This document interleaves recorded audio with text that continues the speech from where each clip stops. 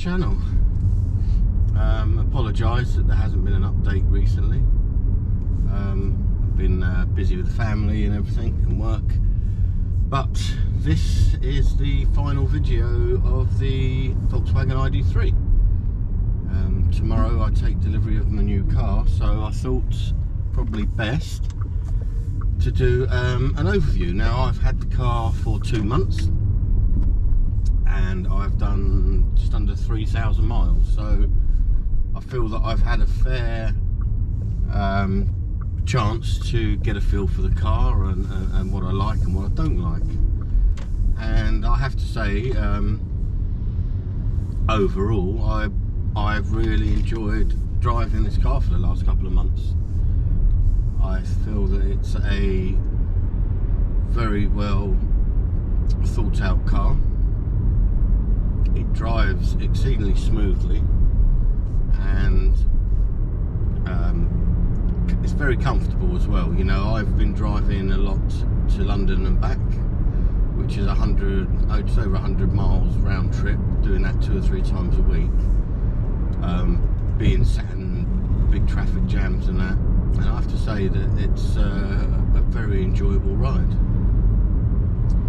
So I thought I'd sort of go through my pluses and, well, my positives and my negatives really of the car. Let's go through the positives first. For me, the drive is probably the #1 thing. It's an exceedingly smooth drive, very easy to drive, but also has that sporty Golf-like feel to it. As you would have seen in one of my previous videos when I did the speed test, it's no slouch. It's definitely no slouch in the EV world, and you can feel it. So it becomes quite fun to sort of nip about in, a nice bit of acceleration, which also helps with overtaking and getting out of the way of obstacles and that.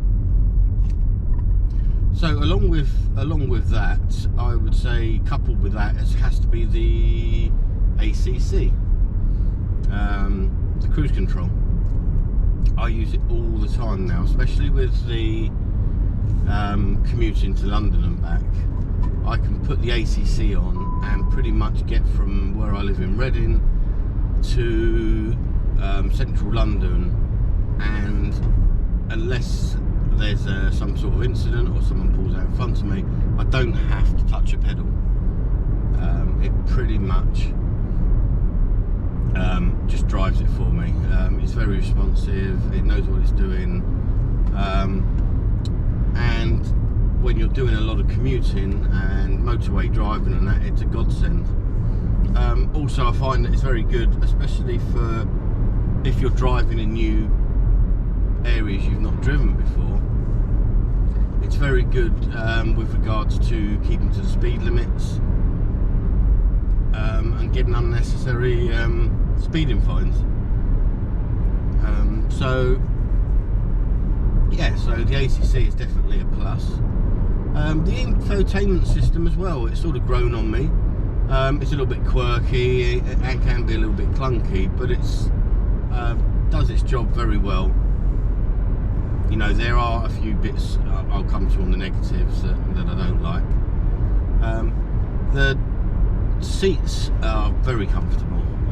I do quite long journeys, and you know, even though it's from Reading to London is relatively short, 50 miles each way, as you're aware, traffic into London and that can be notorious. And you know, I've sat there for, the other night I came home and the motorway had been closed, and I'd sat there for like 3 hours, and it is more than comfortable enough so that you don't have a numb backside, which is great. The other thing I like about it is the look. It's a really nice looking car from the outside.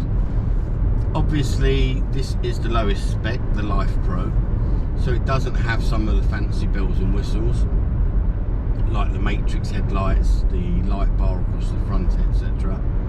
But still, it has the upgraded wheels. The colour, this is the manganese grey, it looks really nice. You know, I'm definitely a fan of that. Another plus is the space. You know, the boot is quite cavernous for what looks like a small car.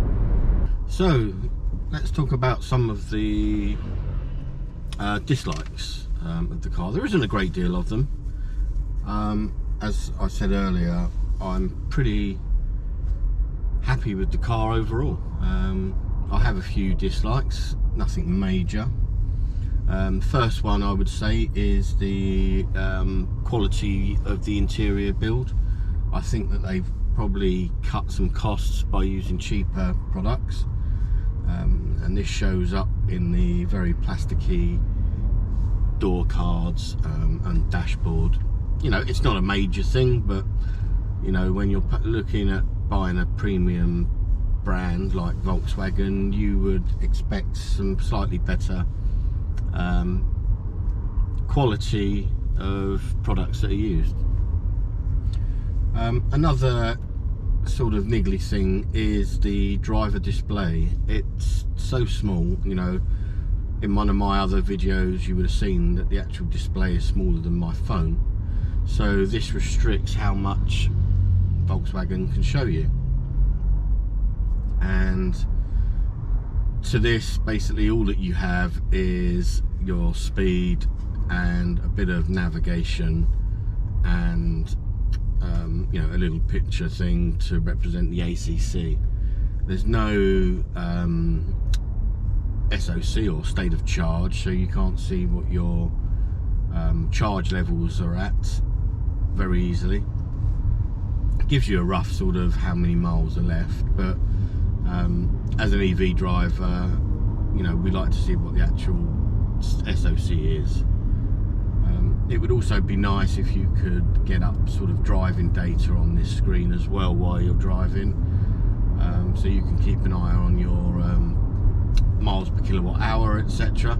You know, this stuff is available in the main infotainment, but it's a bit clunky to get to and not that easy. So, you know, I've had other cars where it's been a lot easier and cleaner displayed. What else? You know, nothing too major really. I'm struggling to find any other major issues. Oh, actually yes, there is another one. The front struts on the car. I spoke about these in a previous video, and they do restrict your view quite a lot actually. The front window sports, the way it splits into two, you know, when you're coming up to a junction or a roundabout, it's very difficult to see any cars coming into you from the right hand side. You know, you have to literally bob your head around these posts to see, which, you know, in some circumstances can be dangerous, especially, you know, looking out for cyclists or you know, smaller vehicles. They can, you know, at certain angles and that, be completely blocked out.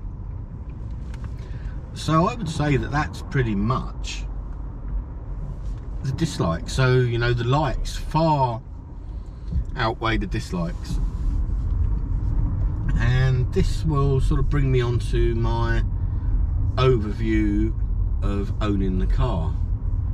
So I will take you through what it's been like having the car for the last 2 months, doing the 3,000 miles, and give you my view on whether I feel this is a car that's worth purchasing. Let's talk about the overall views of the car then.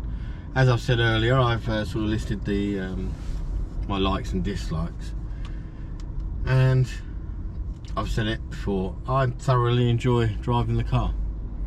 The family have enjoyed it.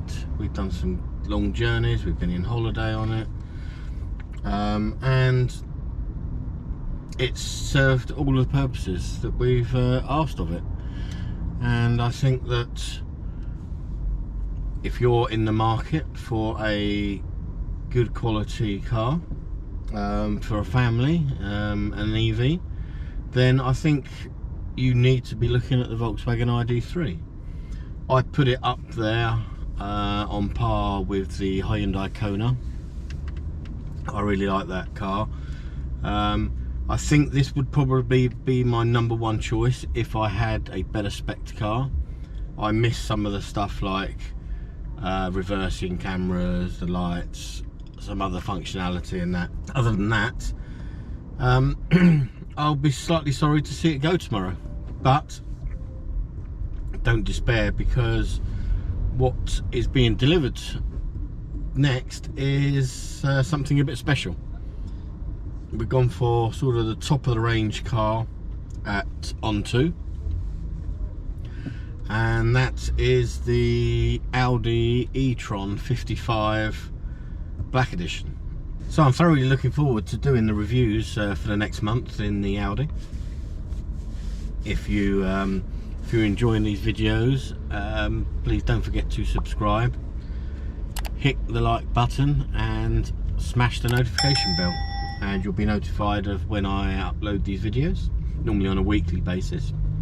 I really appreciate all your help and comments, and if there's anything you would like me to show you in a video, feel free to leave a comment, and I look forward to seeing you in the next videos.